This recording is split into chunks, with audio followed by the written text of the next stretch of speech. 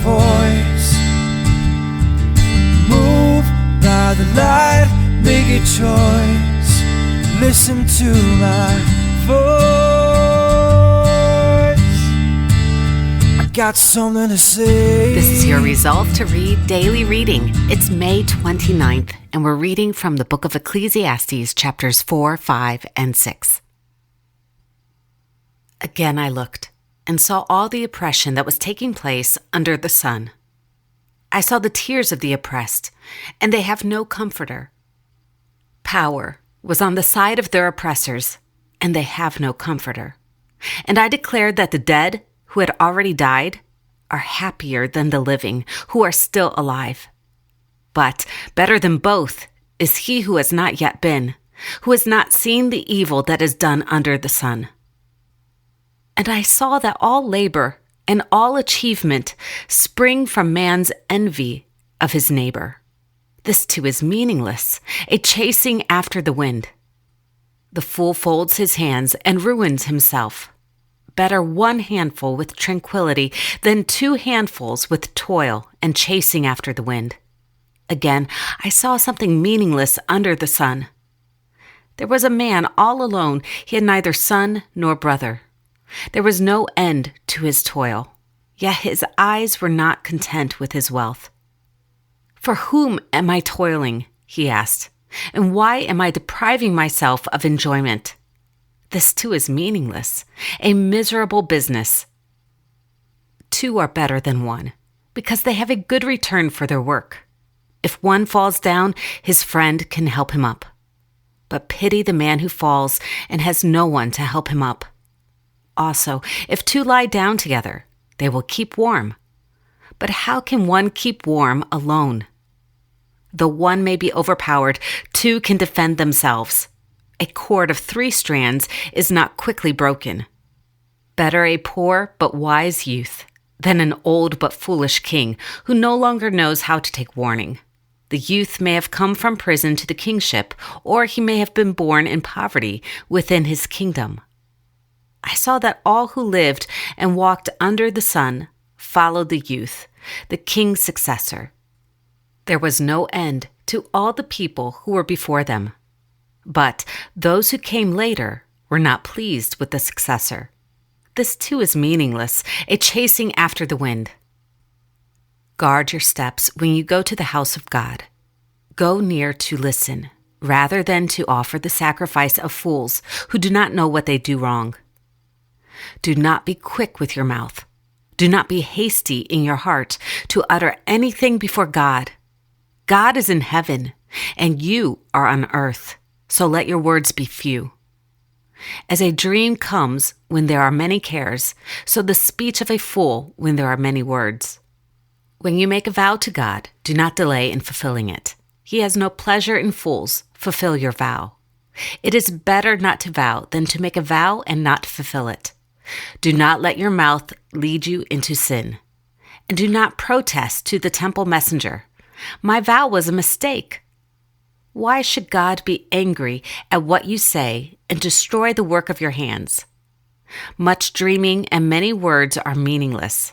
Therefore, stand in awe of God.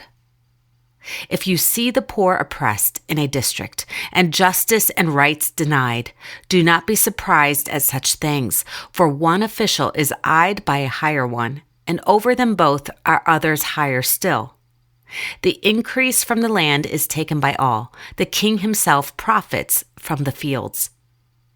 Whoever loves money never has money enough. Whoever loves wealth is never satisfied with his income. This, too, is meaningless. As goods increase, so do those who consume them. And what benefit are they to the owner, except to feast his eyes on them? The sleep of the laborer is sweet, whether he eats little or much. But the abundance of the rich man permits him no sleep. I have seen a grievous evil under the sun. Wealth hoarded to the harm of the owner, or wealth lost through some misfortune, so that when he has a son, there is nothing left for him. Naked a man came from his mother's womb, and as he comes, so he departs. He takes nothing from his labor that he can carry in his hand. This too is a grievous evil. As a man comes, so he departs. And what does he gain, since he toils for the wind? All his days he eats in darkness, with great frustration, affliction, and anger. Then I realized that it is good and proper for a man to eat and drink, and to find satisfaction in his toilsome labor under the sun during the few days of life God has given him, for this is his lot. Moreover, when God gives any man wealth and possessions and enables him to enjoy them, to accept his lot and be happy in his work, this is a gift of God. He seldom reflects on the days of his life because God keeps him occupied with gladness of heart. I have seen another evil under the sun, and it weighs heavily on men. God gives a man wealth, possessions, and honor, so that he lacks nothing his heart desires. But God does not enable him to enjoy them, and a stranger enjoys them instead. This is meaningless, a grievous evil. A man may have 100 children and live many years, yet no matter how long he lives, if he cannot enjoy his prosperity and does not receive a proper burial, I say that a stillborn child is better off than he. It comes without meaning. It departs in darkness, and in darkness its name is shrouded. Though it never saw the sun or knew anything, it has more rest than does that man, even if he lives 1,000 years twice over, but fails to enjoy his prosperity. Do not all go to the same place?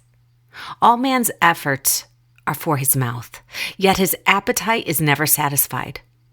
What advantage has a wise man over a fool? What does a poor man gain by knowing how to conduct himself before others? Better what the eye sees than the roving of the appetite. This too is meaningless, a chasing after the wind. Whatever exists has already been named, and what man is has been known. No man can contend with one who is stronger than he. The more the words, the less the meaning. And how does that profit anyone? For who knows what is good for a man in life during the few and meaningless days he passes through like a shadow? Who can tell him what will happen under the sun after he is gone? This is the word of Yahuwah. Thanks be to God.